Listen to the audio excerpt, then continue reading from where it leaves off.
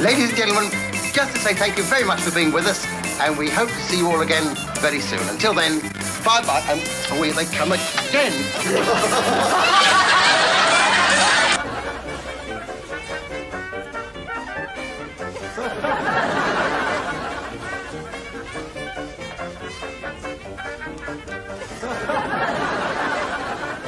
Hi there. Say, are you lonely? Do you crave female companionship? Well, follow the directions in this book and learn how to meet beautiful women. Now, we want to smell nice, don't we? So what's the first thing we do?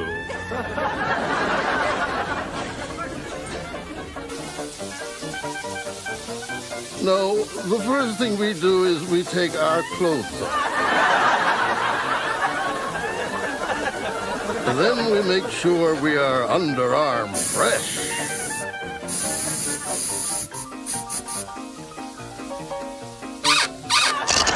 Now for that super strong cologne. On the face, on the body, splash it all over. Feels good, doesn't it? Now we're ready to meet those beautiful women. Let's start with the old drop the handkerchief routine. And when she hands it to you, you're halfway there. But here comes one now.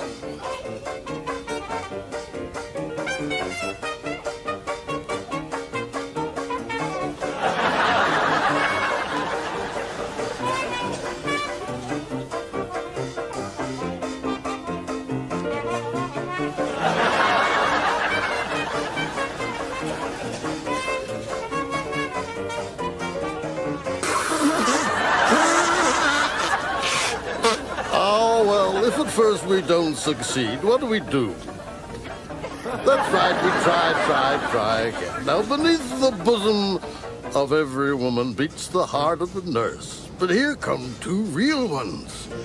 You pull a feint, and in next to no time, a soft, gentle hand is stroking your hot, fevered brow.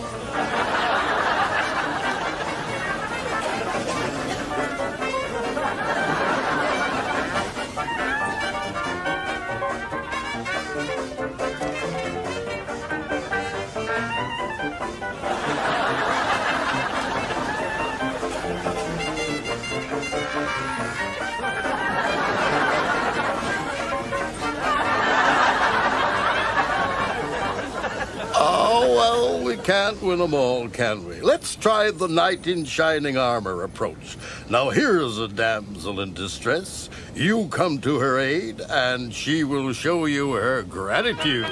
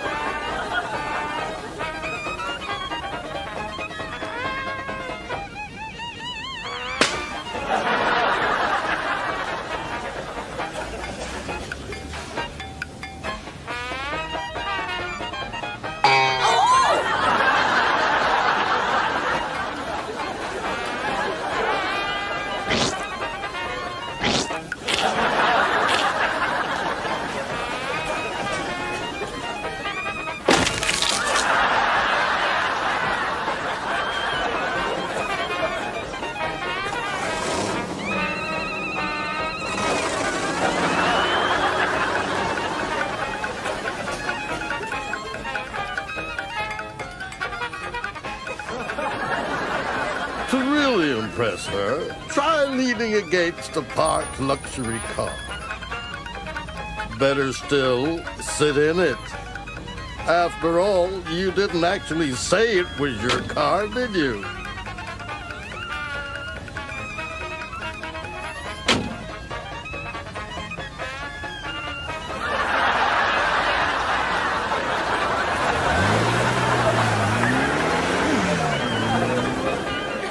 Why don't you phone up a movie agency? Arrange to have a big, tough stunt guy insult her. You come to her rescue, he does a couple of fake falls, runs off, and you're her hero!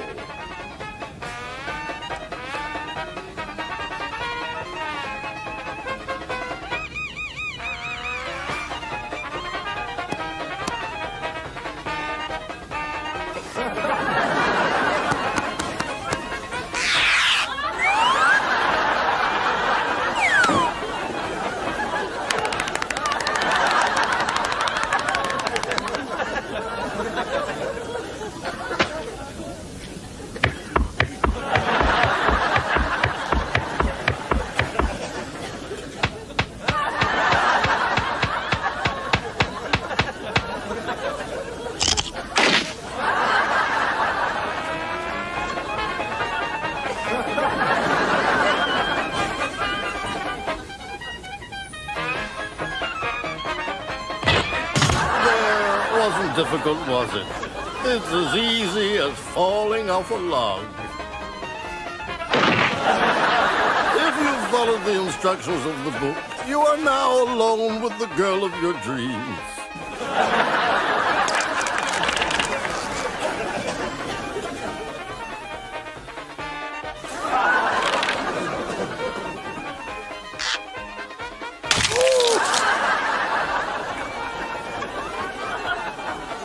And all's well that ends well.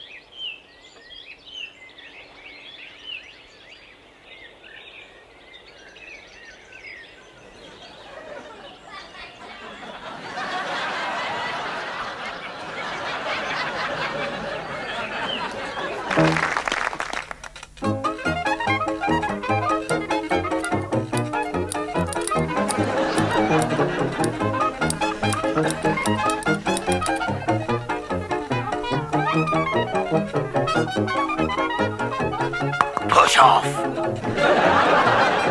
Let me alone! God, that hurt! You're a hard man, Fingers McGee!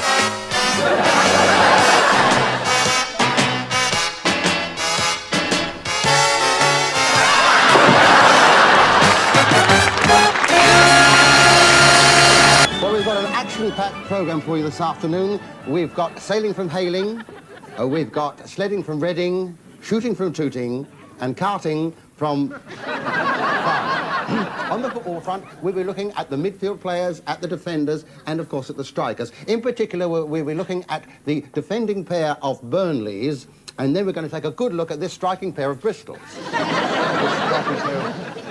Bristol Cities. Bristol City Rovers. We're starting off with cycling, it's the Tour de Force, which comes to you today from Barnsley. It's just as we expected. Eddie Mux, the Cuban-Irish whirlwind, has left the pack and looks like breaking his own world record. Just look at that man go!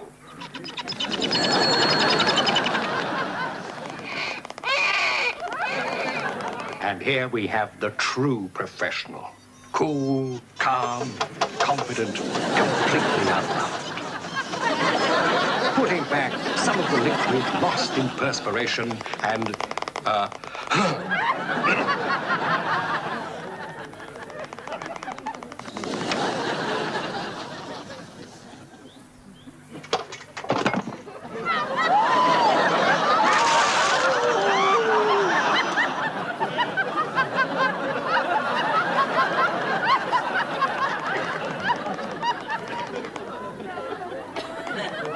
they'll have to go some to catch Eddie Mux up. Up, Eddie Mux? He really is phenomenally extremely good. There's just no stopping this man. Mind that, don't!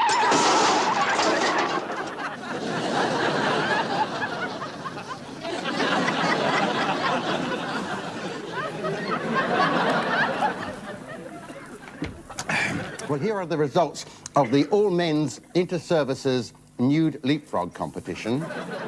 And they are Army 99, Air Force 96, Navy 2, with leading seaman Outspreader being disqualified. Well, now it's time for the Ladies' Bowls tournament. Ladies' Bowls tournament, which comes today from Wilchester. Mrs. Cartwright is way out in front, and the competition is very keen. These ladies are determined that she won't win again this year.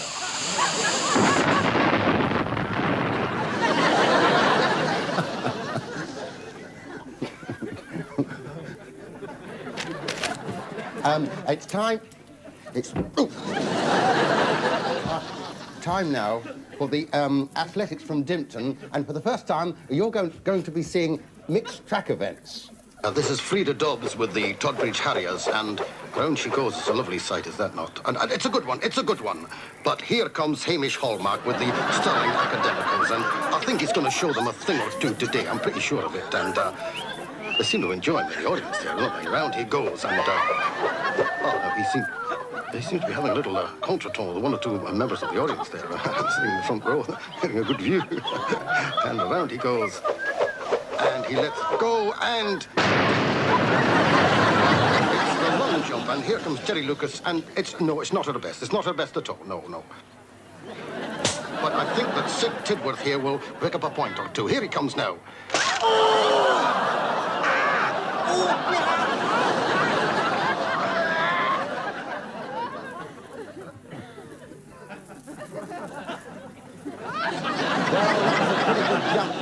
Wasn't it?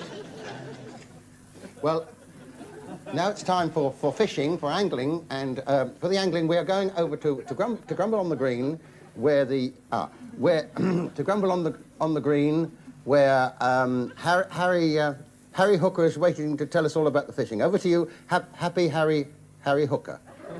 As you join us, the news is that Colonel Nutter, who won last year's competition, is not having a very good day.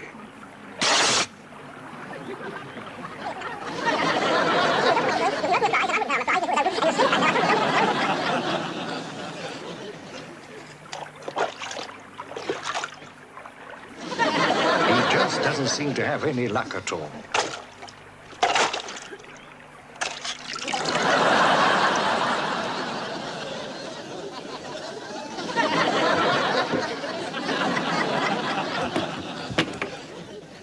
Well, it's over now to Frampton, and for news of the show jumping, here is Teddy Tripp. Where I'm hoping to speak to one of Britain's top show jumpers, Mrs. Biscuit.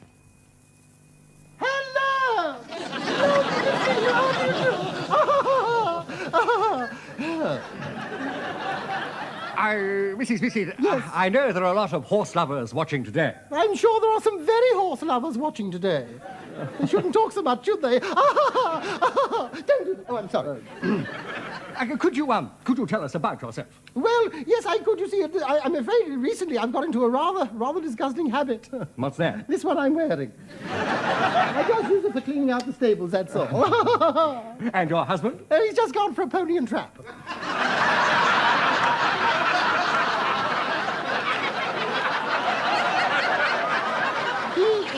He doesn't ride quite so often now, owing to the boil, you know.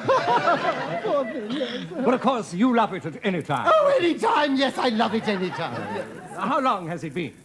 Well, it's been different lengths at different times, of course. You see. I mean, how long has what been? Since you started show jumping. Oh, I started when I was 17. That'd be about 8 years ago. Yes, easy, yes. But of course, I've got a lovely husband and, of course, lovely darling Harold. There's no jealousy. Oh, none whatsoever, no, he's sweet. Just so long as he gets his oats regular, that's all he worries about. I was talking about your husband. So was I. I'm happy to say. How many hours a day do you ride? Well, I should think about 6 hours a day as a rule, yes. Yeah, they say when I ride, I look like part of the horse. They never say which part, of course. But really, all those hours each day bouncing up and down in the saddle, doesn't it give you a headache? No, quite the reverse. Gives the horse a headache. I know what you were thinking, you naughty television. Don't do that. Oh, I'm sorry. And it's darling Harold who'll be going with you to the Olympics. Yes, in Canada. Yes, I'm so glad, yes. How do you think you'll get on? Well, I expect my husband will give me a bunker. He frequently does, you know, and able to get on to the... In the events? Yes, well, in any event, I suppose. Yes, in any event, we will put our best hoof forward, eh? Over the years, you must have won an awful lot of trophies. Oh, I've won a lot of awful trophies, I have really, yes. I've won 24 medals, 12 statuettes, and a shield inscribed to the fastest mare in Surrey. Have you ever won a loving cup? No, I've never been in for that sort of competition. I didn't know they gave cups for it, do they? I'm sure I should win one if I went in for one.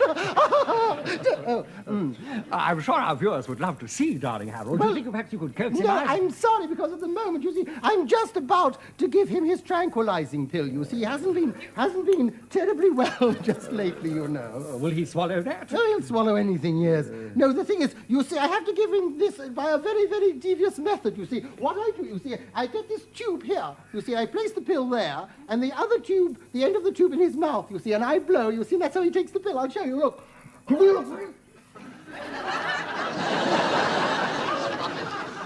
I'm afraid darling Harold blew first.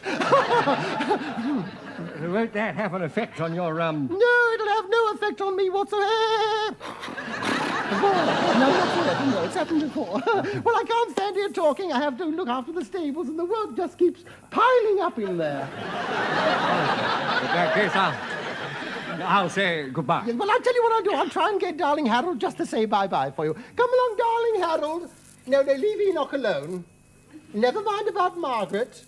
Or Tony. There, yes, I know. Don't do that. There's a good boy. Say good night, darling Harold. Come along. Thank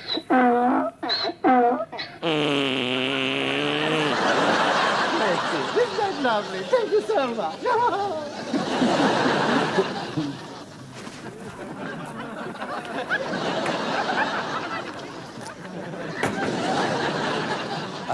Well, it's over now for tennis at Wilmington. We hope we don't have any incidents like we did last year. You may remember that the Vicar of St. Arthur's last year sat in the front row with a newly starched collar, cut his head off. We don't get anything like that. So we're going to have a look at the competition, which is for the New Frontiers Bra Cup. And in particular, we'll be taking a jolly good look at the women's doubles. Where the Roberts sisters, Terry and Libby, are taking on the Clunk sisters, Frida and Ada.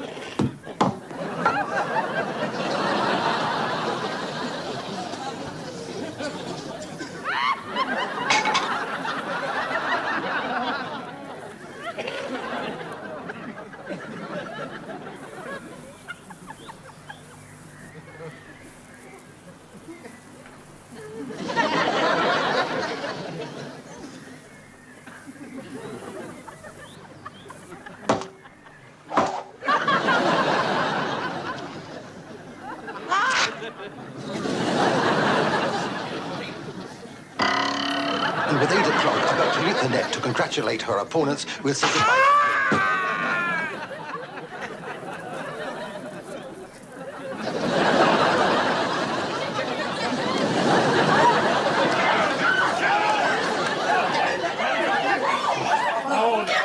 Well, then I'm afraid we have to say goodbye to you because we won't have time, unfortunately, for the wrestling. I know you enjoyed so much. But do tune in again next week and we'll show you some more Worlds of Sport.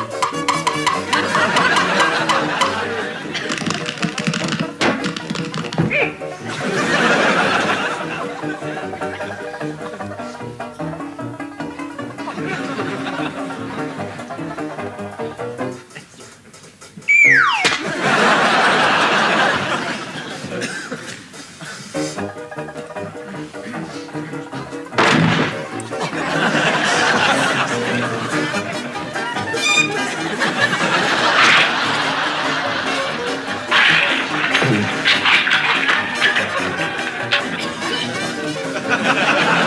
I've only got one oar. I want an oar.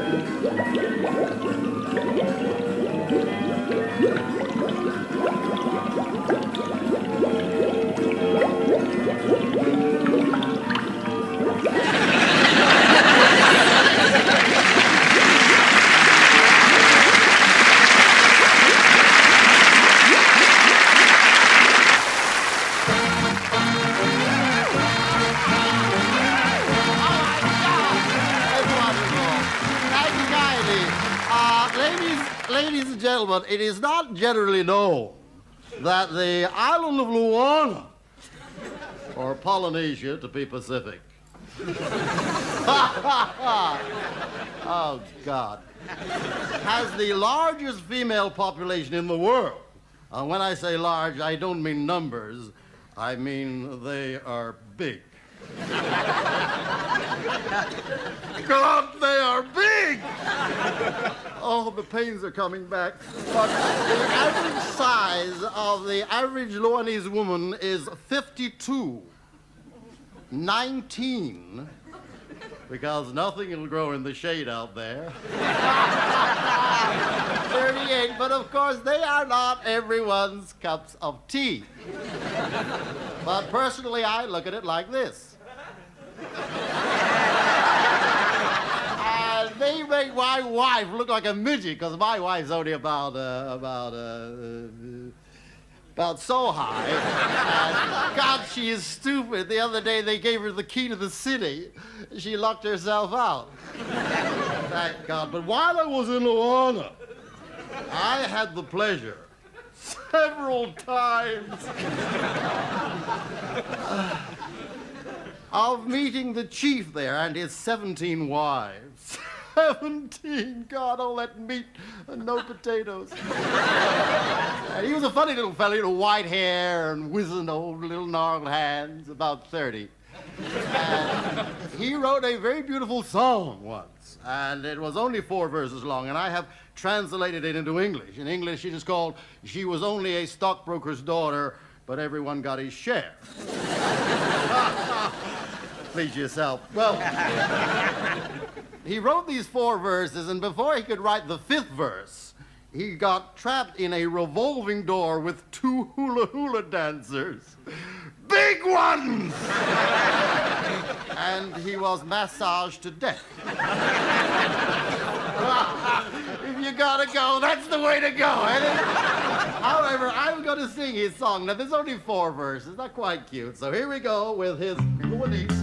On the beach in Waikiki, there lives a lovely maid who cannot keep her body still when her favorite song is played. But if you sing the chorus in Hawaiian, they say that she'll appear. Not only will she dance, but she'll give you her souvenir. Her song goes, "Uanane, ulawane, ulawane, na a, ulawane, alamaanane, ulawane." Manuna?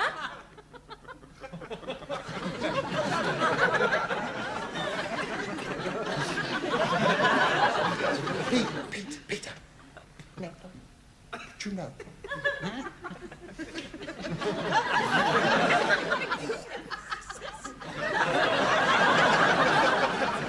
Johnny, a little bit quicker. One day she bought a book so she could learn to water ski. Then she spent a fortnight looking for a sloping sea. But when she hooters in her long grass skirt, the excitement never stops. And all the farmers say they love the way that she rotates her crops to the tune of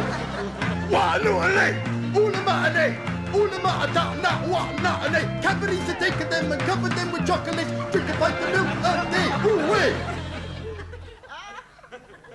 Manuna? Like a pigeon on a hot pavement. I'd love to see her in 3D. That's my room number. Third verse.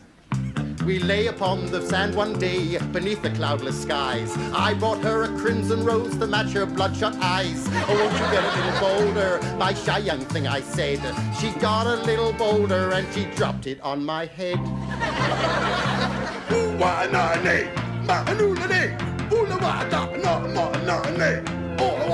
What we want is what it needs.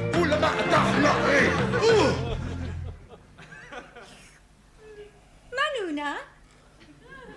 Reminds me, I must get some hot cross buns for you. Hang on to your hernia belts. Fourth and last verse, okay. She said, you give me half a crown and I will read your palm. Then she saw my love line went halfway up me arm. So now she's changed her prices, although she's just as willing. It's big fat men at £2.10 and little boys a shilling. Come on, kids, all right! Ooh, what a nutty, I Rimsky Korsakov, go and get your knickers on!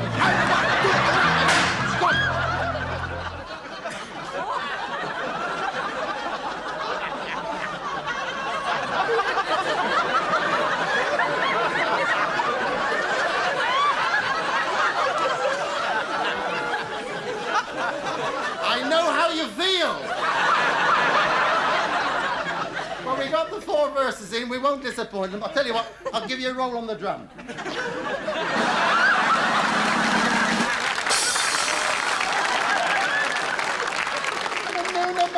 Manuna. Just a minute, what does Manuna mean? It is what girls say to boy while walking through cowfield. She say, don't tread in Manuna.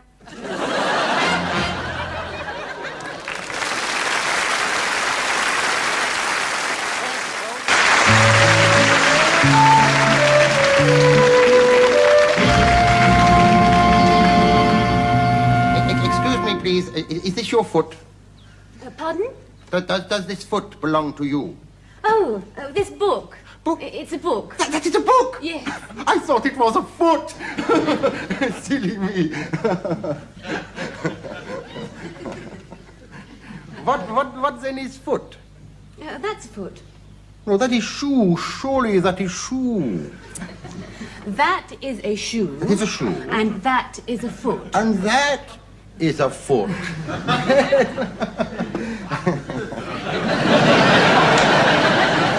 Learning all the time. I know another one. Knee. That is a knee. No. That's a knee. Yeah, that is a knee. Masculine knee. Feminine knee. No. That's a knee. Oh, I see. Could I have my... Oh, I give you back your foot. No. Shoe. Learning all the time. I must write down the new word I learn. The professor says, when you get a new word, write it down. And he says, I want the right and red and right. I don't want the right and red and rotten. That's what he says to the professor. I have left my foot at home. Book. My book at home. Never mind, I shall remember. When I get a new word, it goes straight up here, in my bum. Your head. What? No, your head. This is your head? No, this is my head, and that is your head. Ah, this is my head, and that is your head. Well, learning all the time. What is bum? Well, it's not a nice word. We don't say it. What do you say? Well, we say bottom. Don't say bum, say bottom. What is a bottom? Well, it's sort of... Oh, it's a naughty one. Oh, it's a naughty one. Bottom. Well. This is my bottom. This is my bottom. That is your bottom. Learning all the time. What watch is it? Pardon? Have you the correct watch on you? Oh. 060 watch? Such much? I shall go across the park now to the cafe and have fish and chips. Oh, do you like our fish and chips? No, I hate your fish and chips, but that's the only thing I know how to ask for. There are other things besides Well, fish I don't and know chips. what is, you know.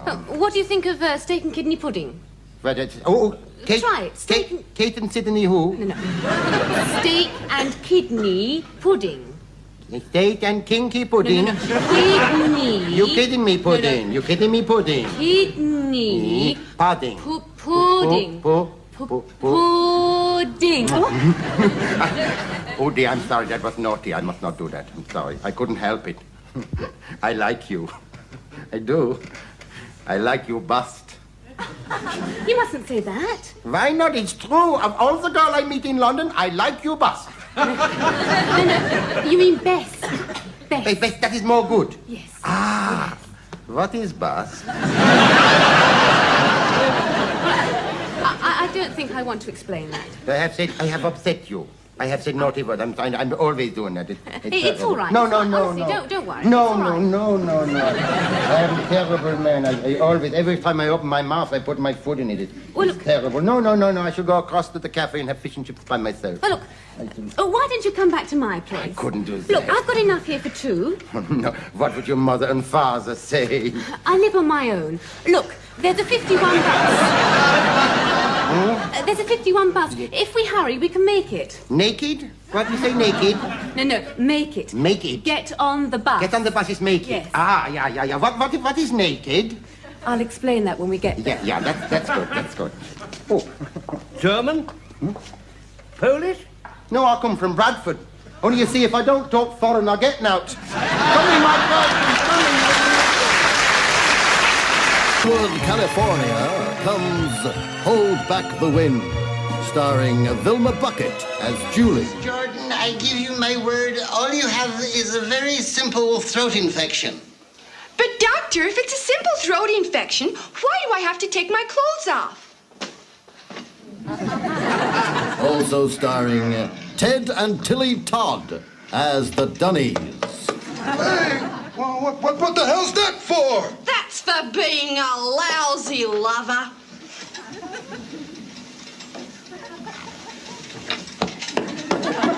What's that for? That's for knowing the difference. Special guest co-star Jock Trapp as Oddball.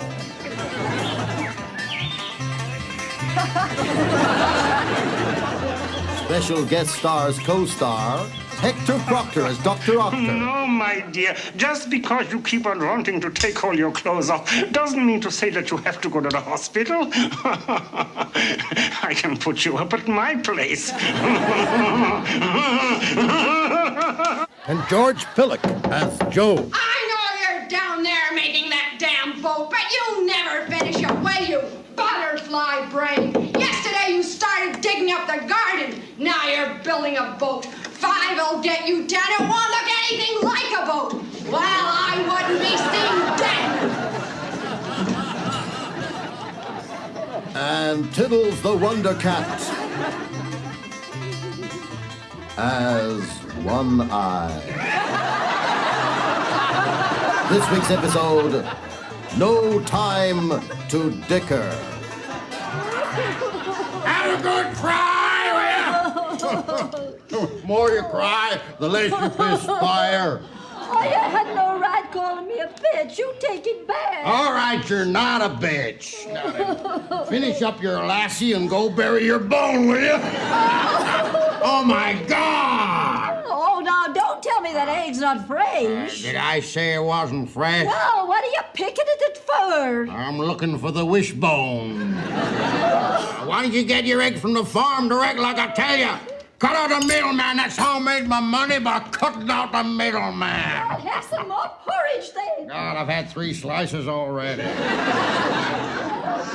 Big Daddy, I don't look 35, do I? Not anymore, you don't know. The preacher says I got the face of a 16-year-old girl. Well, you want to give it back, you're getting it all wrinkled.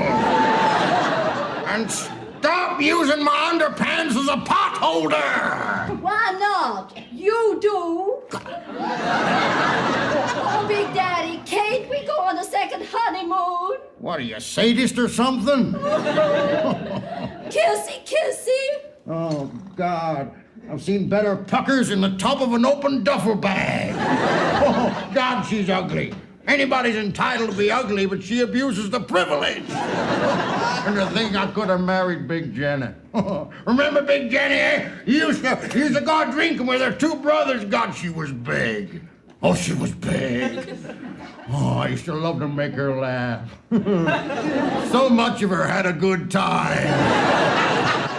Hey, where you going, boy? Out to play. What, with them holes in your pants? No, with the kids across the street. You'll do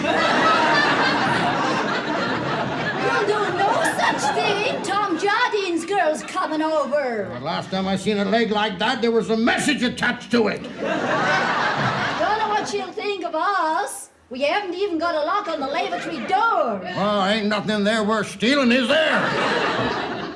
Lucy Jardine ain't gonna want to marry a fella don't have a clean shirt. Oh, God, you can't marry Lucy Jardine, boy. She's 16 years old. I know, but she looks 12. But, boy, you're not ready for the responsibility yet, how you look at you. I mean, when you went to buy your grandpa a money order for $10, you told the clerk to rub out the price because it's a gift. You went to have your photograph taken, and the man said to you wanted it full face. What did you do? You stuffed your socks in your mouth. You give all your money to the bookies. Why don't you give it straight to the cops and cut out the middleman? That's how I made my money, by cutting out the middleman. Kid, you come in here this instant, and you get yourself dressed properly. Don't be late. I'm never late. You was late for our wedding. Not late enough. And when she gets here, don't go on about that house of ours up on the hill. It's a beautiful house. Well, you could have named it different. Passing Fair or Passing Cloud, but Passing Wind? I like passing wind. It's beautiful. Well, as I'll live and breathe heavily. Ain't that the little Jardine girl? Hey, you come here, will you? Well, never. Did you call me mister? Oh, God. Would anybody in his right mind call you mister? Why, you're Big Daddy Kincaid. And you're little Lucy Jardine, ain't you? My God, you've grown out. Up! I reckon you could take a shower without getting your feet wet. Well, I bet you could too. Oh, there you go. Yeah, I like a girl who gives you a bit back there, speaks up for herself, you know. Well, I always give tit for tat. In that case, tat. Eeny, meeny, miny, mo. Well, that's as far as you can go. You're cute. You get under my skin. No, you get under mine. There's more room. Why do you sit down there, kid, like you did when you was a little one, huh? Now remember my innocence. Oh, yeah, remember. Memories. Sit down, I'm an old man, it's all right there. Oh, my God. I hear you. I hear you want to marry my boy Ted, right? That's right. You know what the great delight of my life is? Passing wind. One day, that and all my money will belong to Jed and his wife. I know. Is that why you want to marry him, then, huh? Partly. Why do you marry me, then? Have it all now. Cut out the middleman. That's how I made my money, by cutting out the middleman. Well, now, churchy face, I might just consider that. Would you mind being a little Christian and turning the other cheek? Right, oh, God. You're sitting on my keys. No, a tail light's my torch. But the thing is, little gal, you don't mean that, now, do you? I do. We could have such fun together Now, see here. all day and all night long. Now, see here, young lady. Now, see here. We'd be so right for each other, just you and I alone. Well, I'd show you things you ain't never even heard of. I'd thrill you like you never ever dreamed. Oh! Dead boy! Oh! Get to the phone, boy! Are you hurt, babe? Ever hear of anybody being hurt good? Would you like something to bite on? Not at the moment. I had a biscuit for my tea. Quick, come right away. Jet boy, there's a good boy. Who did you get? You get Dr. Schultz? Dr. Watts? I didn't call a doctor, Big Daddy. You didn't call a doctor? No, I called the undertaker. You called the undertaker? Yeah, I did like you always told me to do, Big Daddy. I cut out the middleman. That's my boy! That's my boy!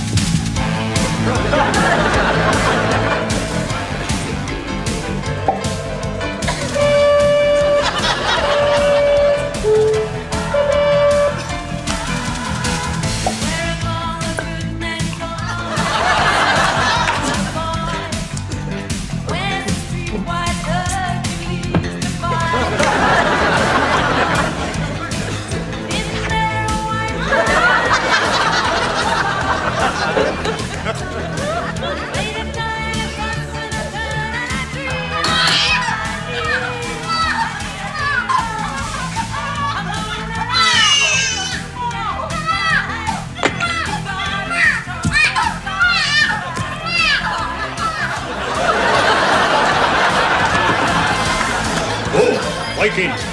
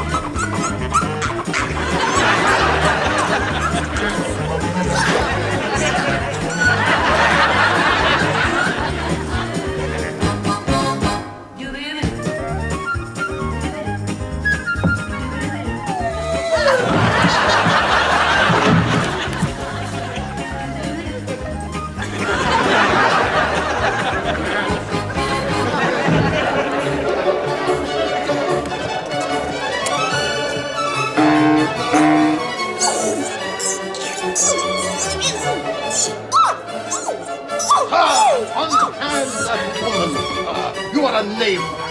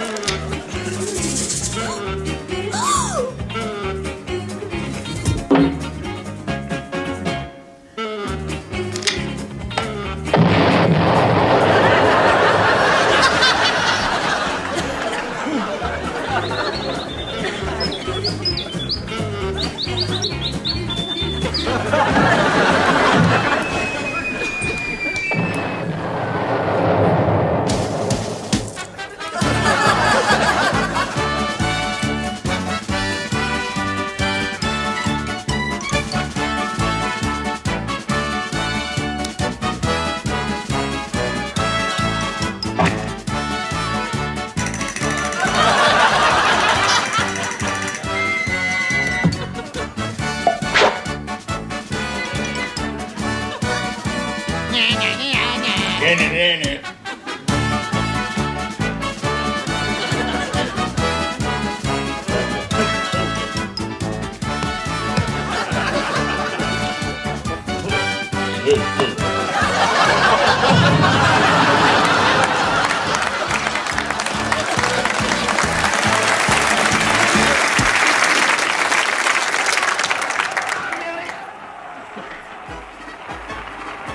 Bei Diktaten wirken wir nicht mit.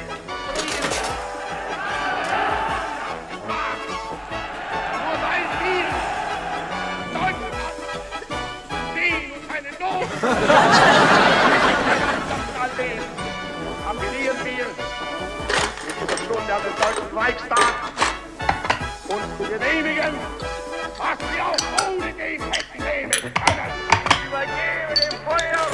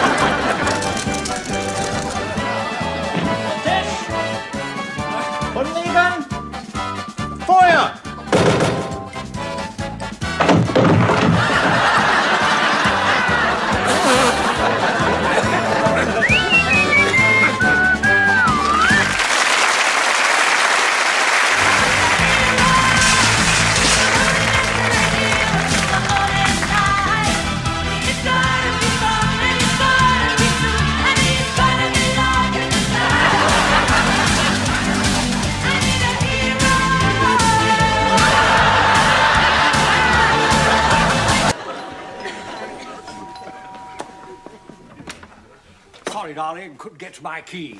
I've got 3 Beaujolais and 3 Chianti. Everything okay? No, it's not. Perkins has gone to Scotland.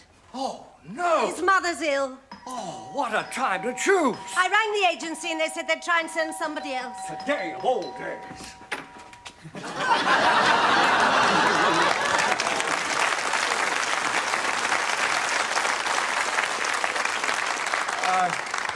Are you from the agency? Oh, yes. Do come in. Oh, thank you. Good evening, heavenly body. I beg your pardon? I say good evening, heavenly body. I think he means good evening, everybody. You go on.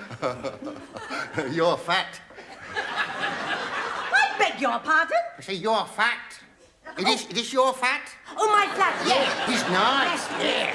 Oh, it's very nice, yes. And who are you? I am very well, thank you. Your name? My card. Crows are red. Mr. Chow Mein, handyman. In what way are you handy? I live round the corner. But it doesn't mention manservant or waiter. Have you waited at table before? Yeah, I a good waiter. And valet? Valet! Very good waiter, yes! I'm probably, not necessarily, but probably best waiter in Hocklick Britain. Come along here, shall we here? Look here. Yeah. When our guests arrive, pick up a tray and say, would you consider some refreshment? Consider on a what? Have a drink. Oh, thank you very much. That's nice. Yeah, very warming. That's vodka. Vodka. No, vodka. Oh, vodka. Oh, yeah, vodka. Spelt with a W, not with a W. Yeah, got that, yeah. Sherry? Shelley. No, sherry. Shelley. No, sherry. You're saying Shelley. Shelley. You see, it's not difficult when you try. The bell! The bell! Yeah, nice, yeah. Well, answer it. All right, I know where you down, madam. Oh, God. All right, then I know where you down, God. No! It's Mr. McGee, sir. Certainly, Mr. McGee, sir. No, I am madam. Madam, yes. I am madam. Madam. Now let them in and apologize for the house being so untidy. I'll be in the bedroom. Oh, yes, okay. Right.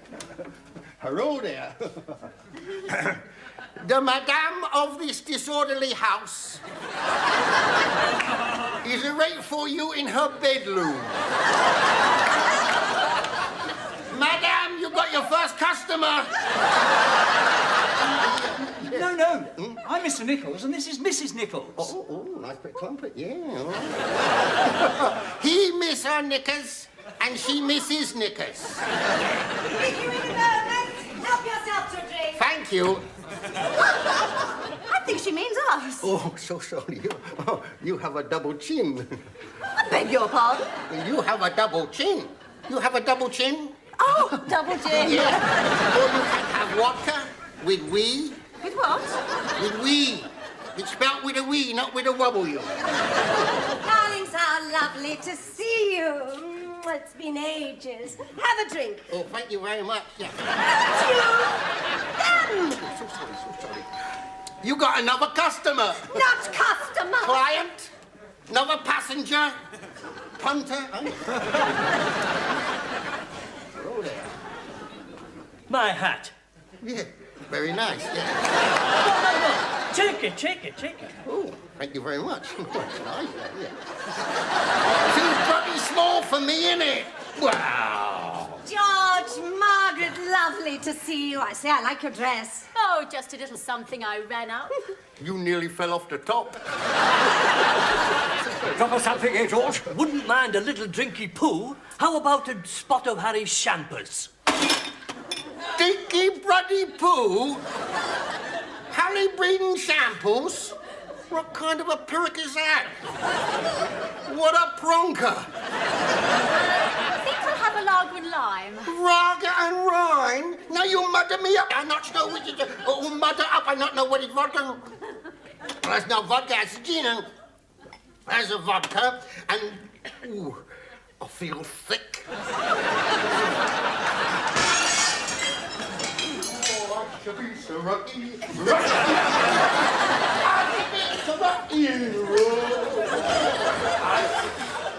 Ciao! Bring in the Beaujolais.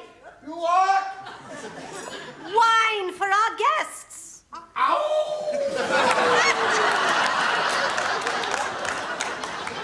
Bring in the bottle of red wine. And the butter, now.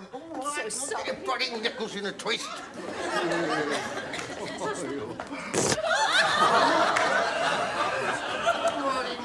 I've had enough of this, excuse me. Oh, Robert, you're messy, you are.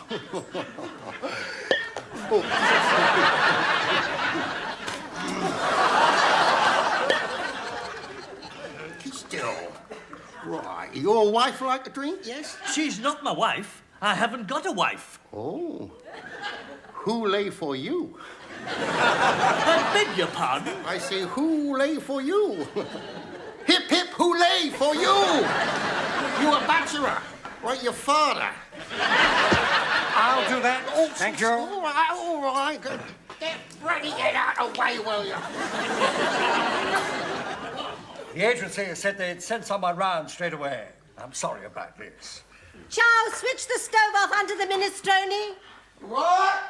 Turn the soup out on the stove. Okay.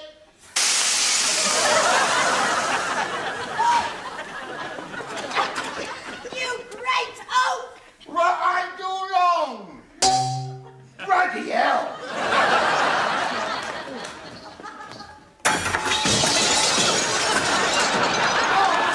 Bring in the duck. Bloody head, we've got bloody foot and all. Oh, I've got bloody head.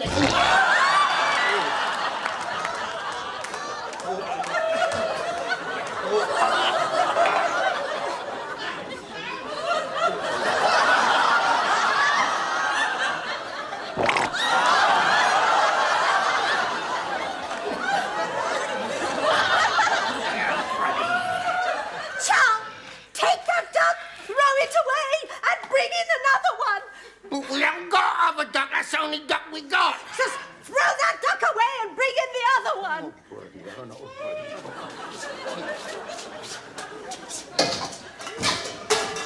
I throw the duck away. I can't find the other one.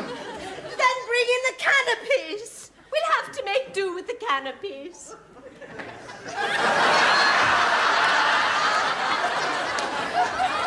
What bloody good is a can of peas for all you got there? Not a can of peas, you idiot! Bring in the canopy! You want the canopy? I bring in the bloody canopy. You want it? There you go.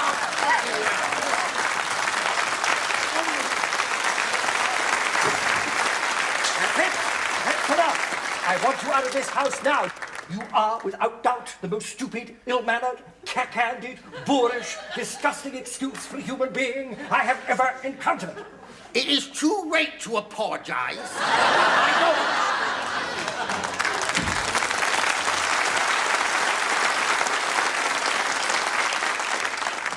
What can I say? Oh. If that's him back again, I'll murder him. It's the new man. Well, let him in. Do come in. That is most contraceptive of you. Constable, oh, yes, bless my soul, bun fam. What jolly titties we're having. Oh, yes. Queen Elizabeth, very good man. No, 3 cheers for Tottenham hot pants. That's my bloody case. Oh, Oh, my bosom friend, Chow. Oh, nice to see you again. Have a drink. You can have Camp Harry. Not for me. Okay.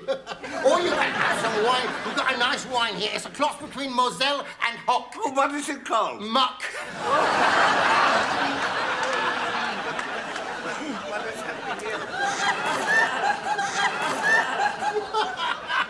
Oh, don't take your nuts on them. They all bloody drunk.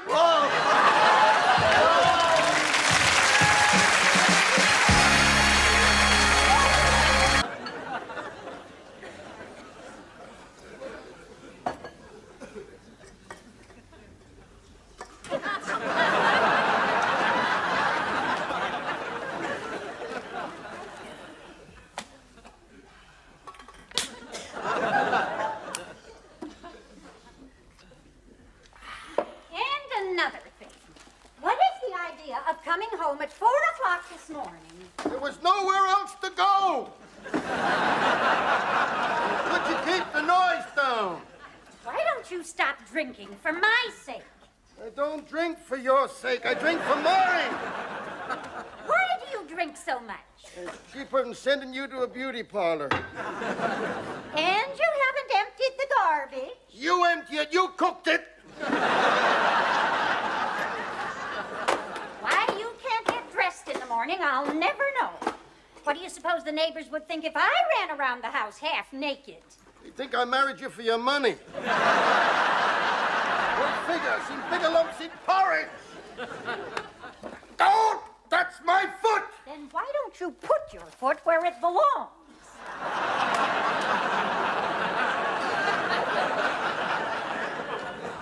Don't tempt me! Why don't you put a shirt and tie on? Because nobody don't never come here. Then what you got your hat on for? Well, you never know. They might. You keep wearing a hat all the time, you'll go bald. If I'm wearing a hat all the time, no one will know, will they?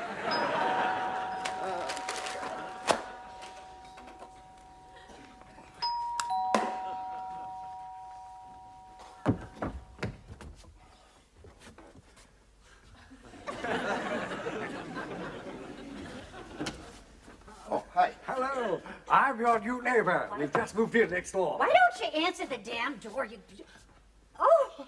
Oh, pardon me. Your wife? Would I have a maid as ugly as that? Come. I think she's rather attractive. Would you like to go sit down? Oh, thank you. Watch out, there's a step there. Watch it. Okay. Hello? This is the Limey from next door. Your new neighbor. Do call me Henry. I'm Miriam, and this is Barney. Would you like some coffee? How kind. Well, would you like to take a load off your mind and sit down, as they say? You may find that my wife and I will take a little bit of getting used to. We're sort of unconventional. What they called bohemians. Bohemians, yeah. I've got little peccadillos. I find that very hard to believe, Henry. I really do. I mean, none of us are perfect. We're what you people call swingers. You know, 2's company, 3's a crowd, and 4's a lot more fun. If you're broad-minded. You was lucky to find us at home. Well, I overheard you talking. Oh, that was just a little lover's tiff. Actually, Barney wouldn't swap me for anything. Oh, pity. Hey, do you mean what I think you mean? A change is as good as a rest. I know, but quite honestly, you know, that is a situation into which I have never entered into. I don't even know that I could go along with anything like that. And Lorraine's next door.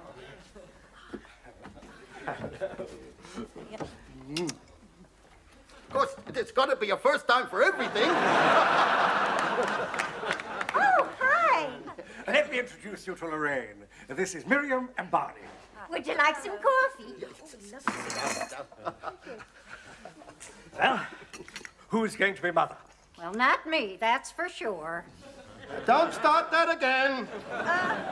I can't stay long. I'm off to Greenwich Village in a minute. Sugar with or without? Without. Shopping? Oh, no such luck. Cream with or without? Without. No, I'm off to model for a painter. With or without? Without. Great idiot! Couldn't help it. It's okay. It'll all be coming off in a minute. You come with me. I'll look after you. There we go. Well, we seem to be getting along fine. And we get along okay. Yeah. You know, when you've been married to the same woman for a few years, you begin to fancy a change. Oh, yeah. You know, fancy something.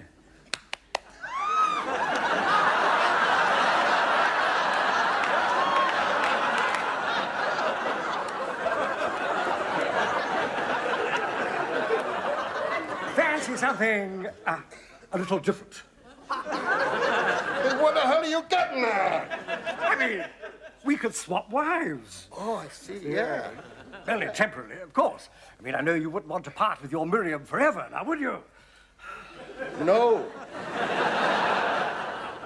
I really fancy your Miriam. I just love a romp in the hay with her. Henry, I have to, but you! What do you say? Well, I don't know. It's wrong. Who says it's wrong? Well, my doctor, for a start, he said I shouldn't make love to anybody except my wife. He said I wasn't to get excited. My nerves. Nonsense! Do you the world of good. Oh, just drying off. Supposing she doesn't agree. Oh, she will. I know my wife. Once I get your Miriam next door and try a little bit of the old charm. Do your best for me. I think I'll go and find the little boy's room. But it's down the corridor, Henry. You can't miss it. I'll try not to. Say, they're a lovely pair, aren't they? Oh, God, are they ever a lovely pair? Oh, a lovely couple, yes. He's nice. He likes you. No, I kind of like him. He said he's got some new contemptible furniture in his apartment that you might like to go and have a look at. Barney says you got something to show me. Come on next door and have a look. Go. Don't hurry back. Okay. Oh, he doesn't waste much time, does he? I'll tell you something else more, don't I? Oh, I'm sure you'll like my mummy. Like your mummy? Didn't Daddy tell you? That was your father? Holy cow, I didn't. Oh, my God!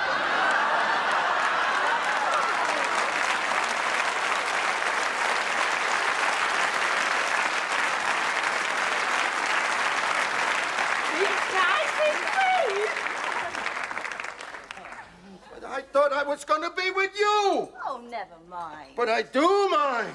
I'll be like that in 30 years' time. In 30 years' time, I won't care.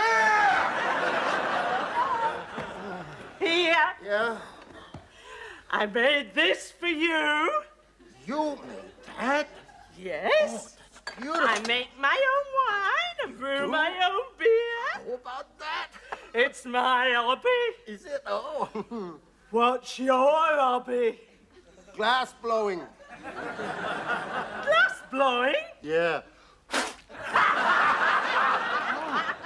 Here, I baked this special for you. I must try some of that. Oh, that is... Oh, you're so clever. Oh, we're going to get on so well together. You like bowling? Oh, I love bowling. Miriam never liked bowling, but I like bowling. Oh, sure. Good noon, men after ladies, gentle bodies. And a very well warm come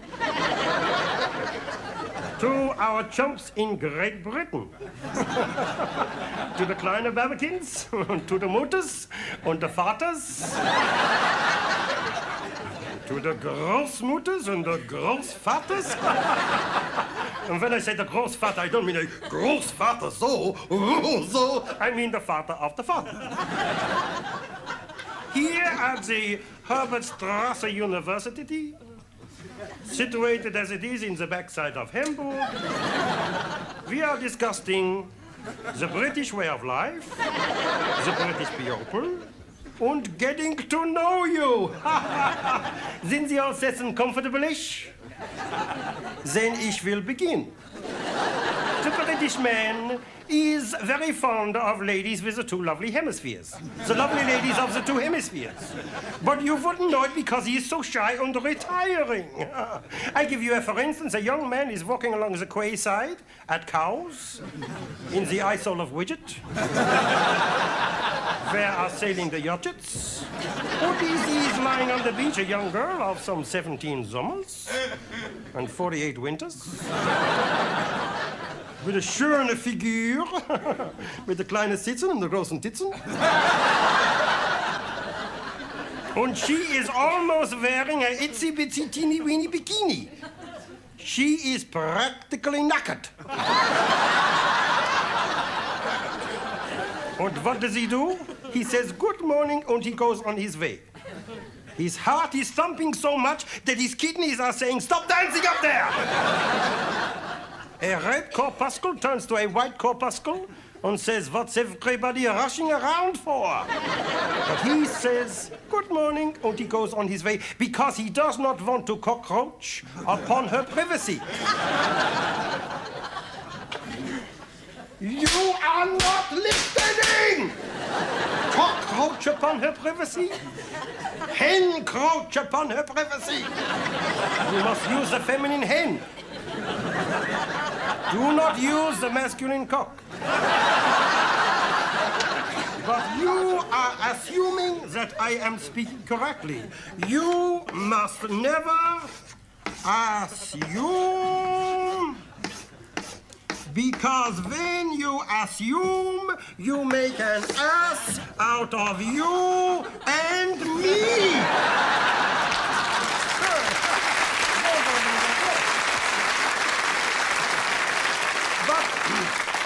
At this moment in time, the typical British man is probably sitting in the privy of his own home, watching this television show. But he is very hospitable, and if you are alone in London, he will take you out to see the sights, see the horse cart parade, the zoological gardens, in Regent's Park, Cleopatra's Noodle, take you to law courts, where true and honest justice is dispensed with. Then he will take you to a nightclub, restaurant, champagne, supper, back to his apartment. Won't charge you anything. You can stay the night there. I know this is true. It happened to my sister. You see? But if you drive into the West End of London by yourself, be very careful. If you park your car, they will give you a ticket. They should give you a bloody medal. If you have a three-course meal, after the meal, you will want an after-dinner mint. You will need an after-dinner mint to pay for the bill. If the waiter comes along at your table, tell him, piss off cake. Because the British have not yet conquered inflation. We, of course, have conquered inflation, just as we conquered Poland and Czechoslovakia. Und der Krieg ist nicht jetzt fertig. Und das British Government sind viel große Dummköpfen. Ja, Martin Bormann ist nicht jetzt getan. Deutschland! Deutschland über alles! Deutschland über alles! I'm sorry. I got carried away a little bit. Anyway, it's been nice being with you. Thank you, Horn, and good night.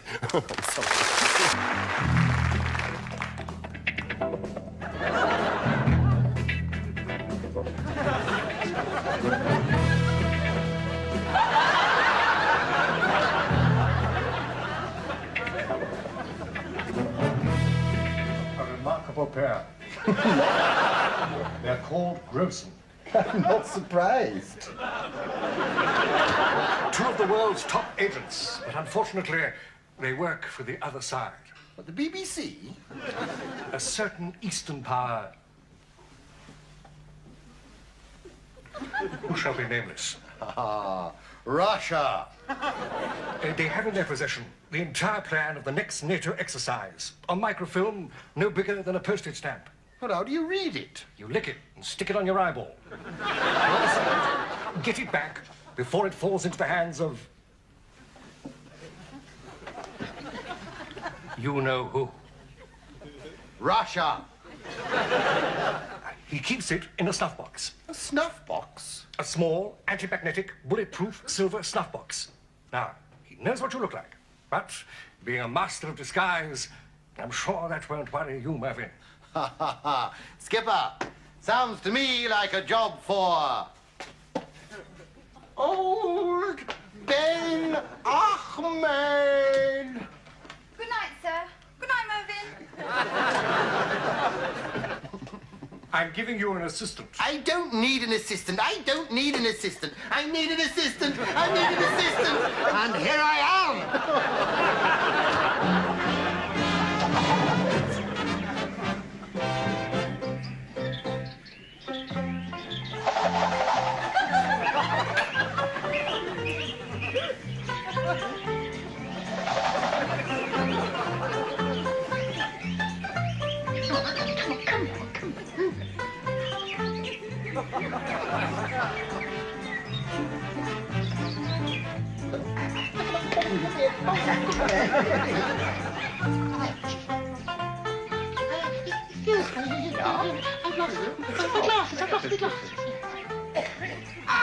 Ja, glasses. Oh, my God's sake. Stuff box.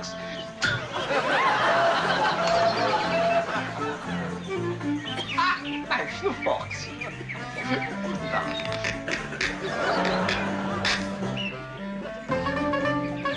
Come on, forward.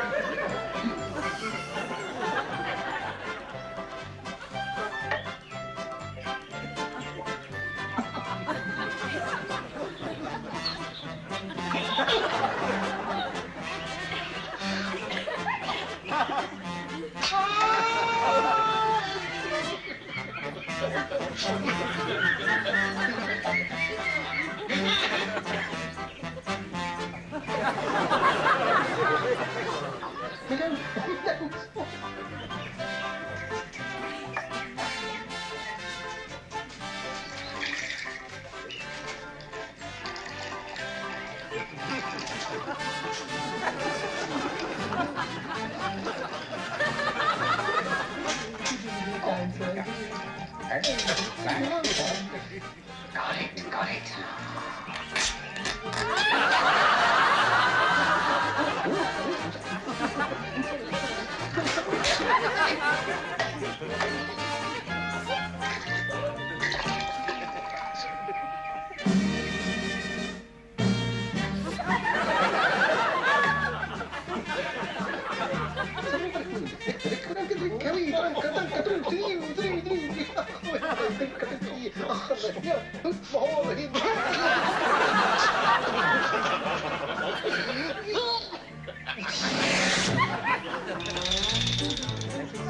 but I'm an old... You... Oh, right. Well,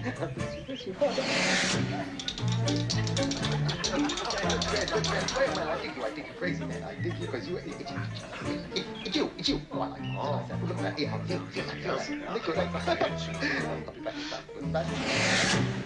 All right. I'll let you know. Yeah. 1, 2, 3, die!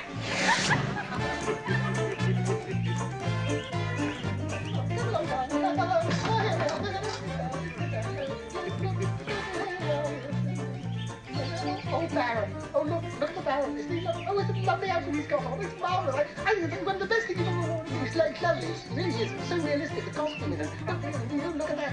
I mean, even the shape of you. I mean, look at that. Oh, ow.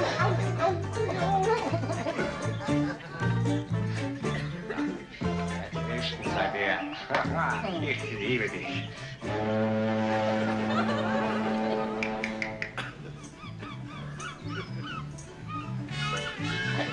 Let's see, Mr. Terry, let's have it right. Sit down. Hold on, sir. Get the snuff box. Get the snuff box. What do you want to get you?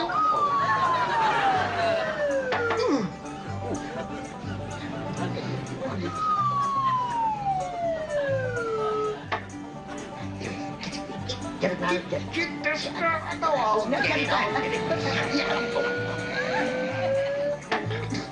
Lost it.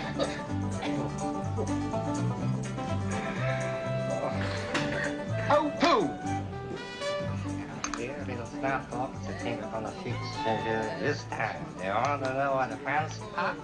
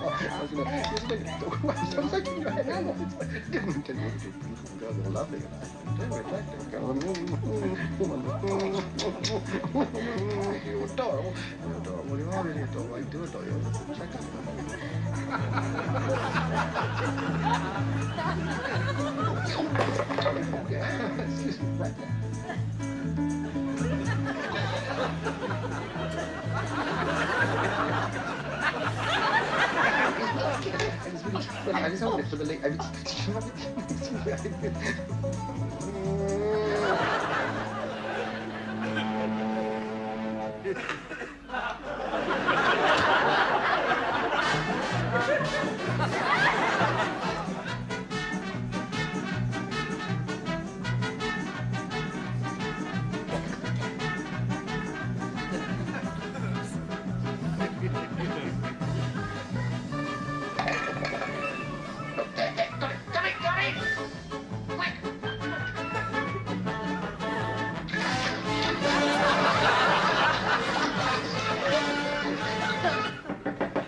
Come in. Well, how did you make out, Mervyn?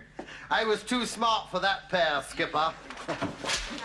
Hand it over. You don't think I'd carry it about on my person, do you? Search him thoroughly. Search him? Oh, why waste time? I'm sure he hasn't got it on him. Well, you can't be sure, can you? I mean, you don't know until you have a little ferret about something. I mean, you don't... Oh, I might have it. very well. I might have it on me, might now. I mean, I might.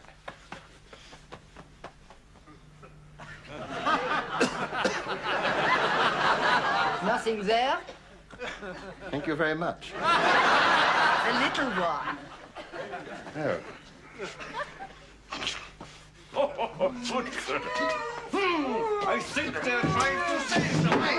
Miss Rhymes, what have they done to you? Hey, what have they done to you? Are you gonna like me? Hey, just a minute. This is not nice of you, that kid. It's this bloody snuff box. Hey, come back! Hey, Robert! Come here!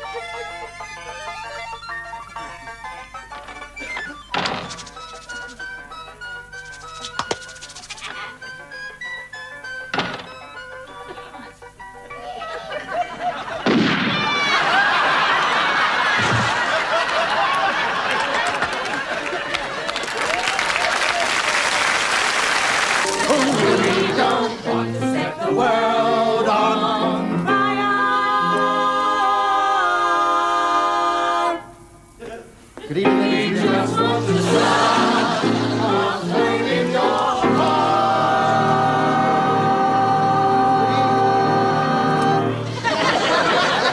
Good evening, ladies and gentlemen, and welcome to another hour of melody and rhythm.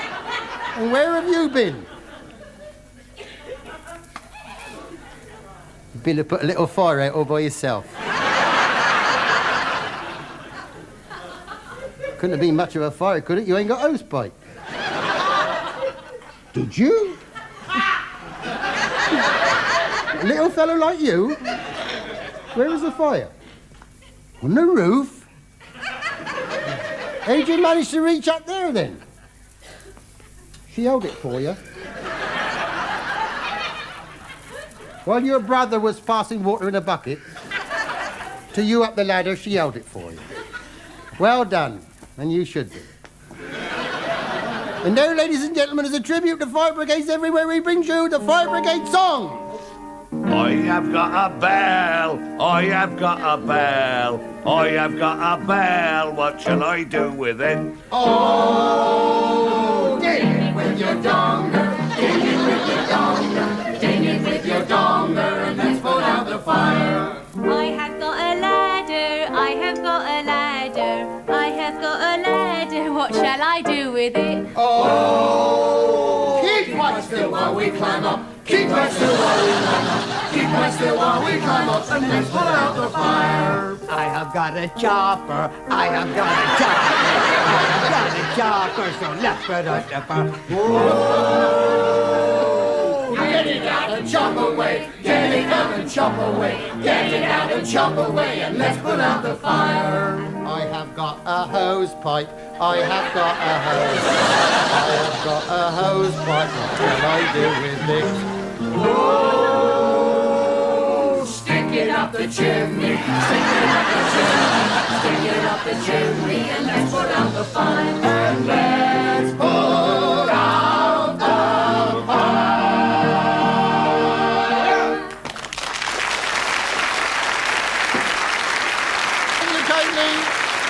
Hello, ladies and gentlemen. Fireman Buchanan steps up to the microphone to give you his version of Robin Hood. In Nottingham, the sheriff has made off with all the gold in the neighborhood. But the sheriff hasn't reckoned with that dashing, brave and bold band of Robin Hood.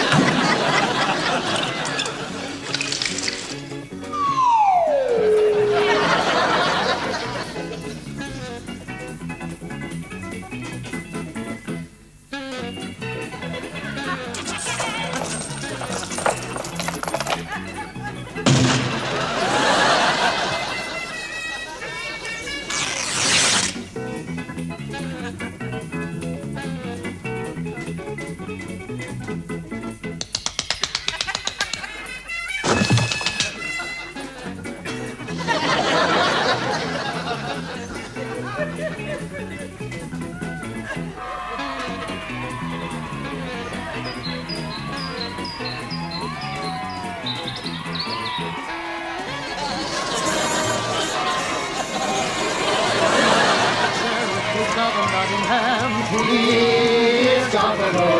And his place has been taken by a far, far better man. He is Robin Hood. Robin realizes as he dines and as he sups how true it is when people say that power corrupts. And Robin, we know we must agree, absolute power corrupts absolutely. That is the story of Robin Hood.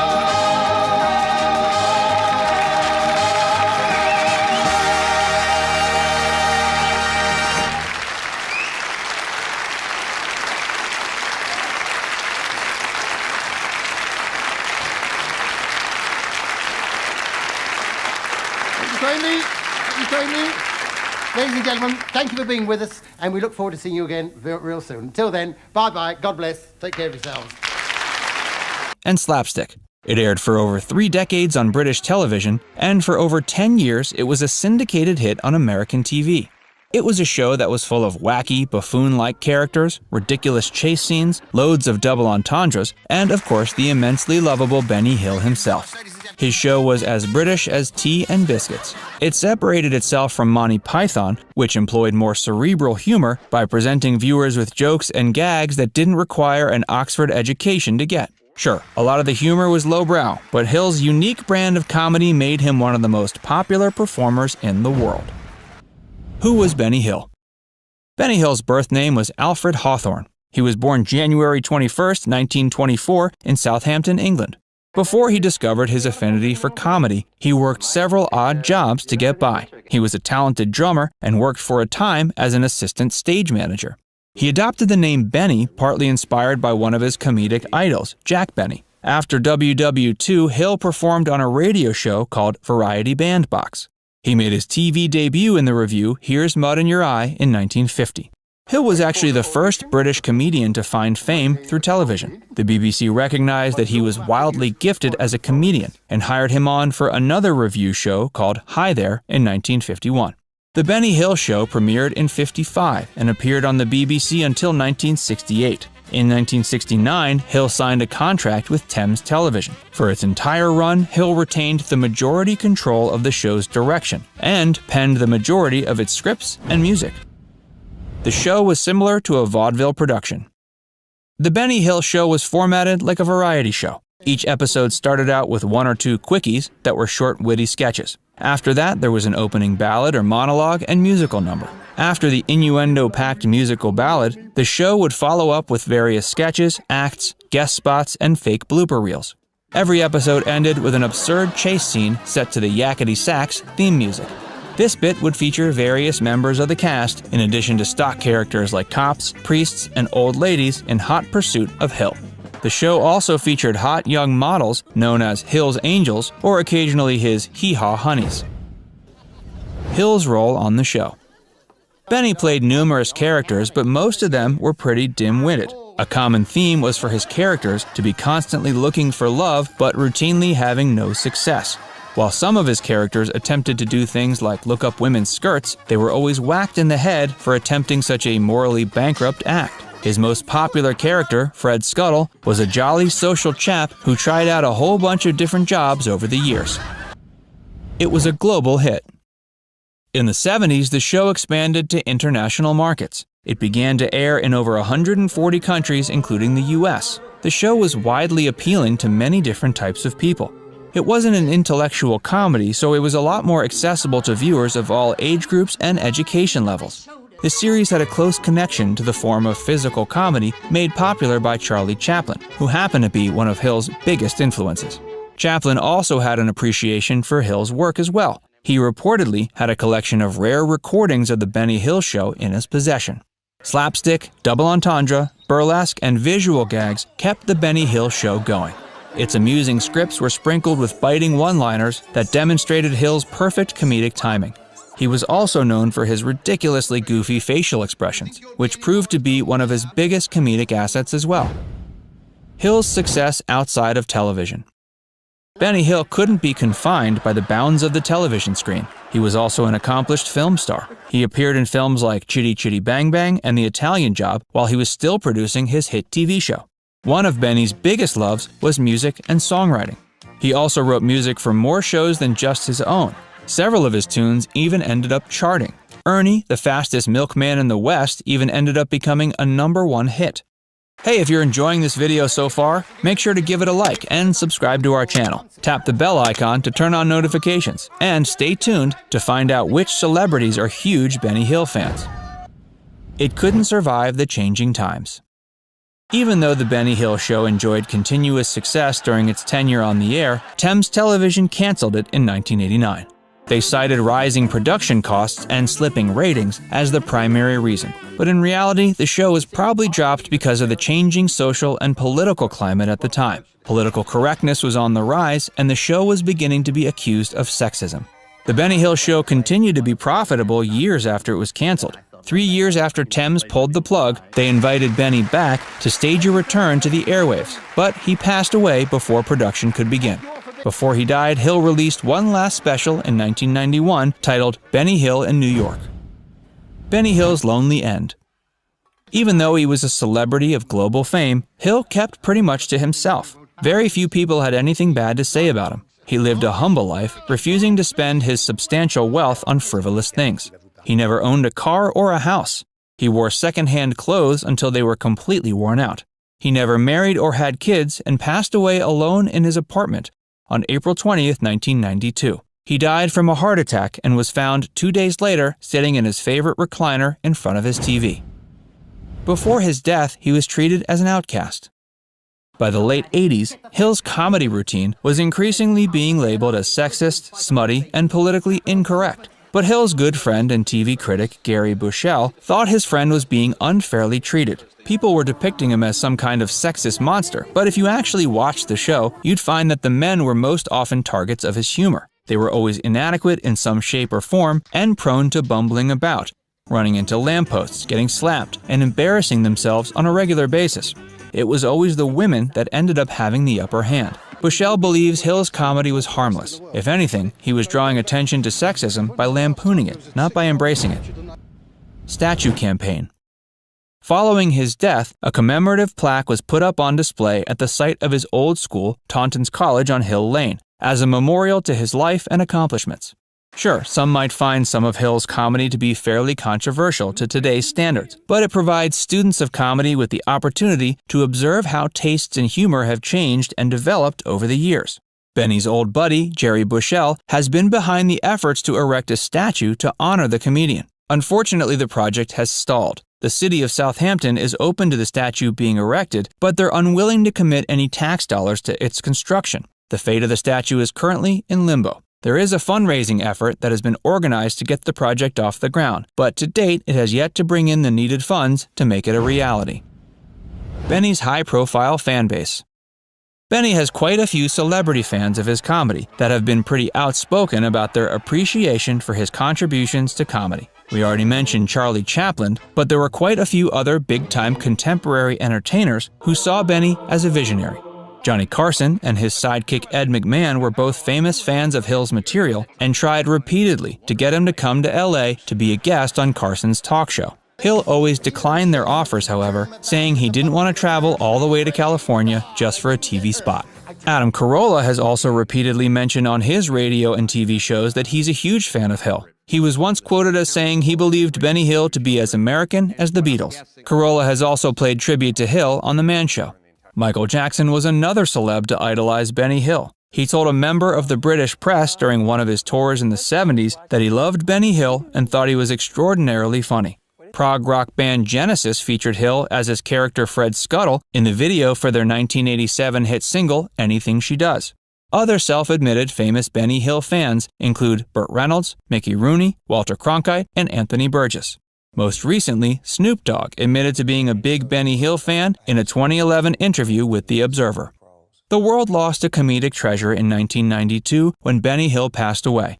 Sure, some of his humor isn't quite up to today's politically correct standards, but he was a groundbreaking visionary for his time. His show was one of the biggest success stories in British television history, and at one point was one of the most watched TV programs of all time. We'd love to hear from you. Which British sketch comedy show do you enjoy the most? The Benny Hill Show or Monty Python's Flying Circus?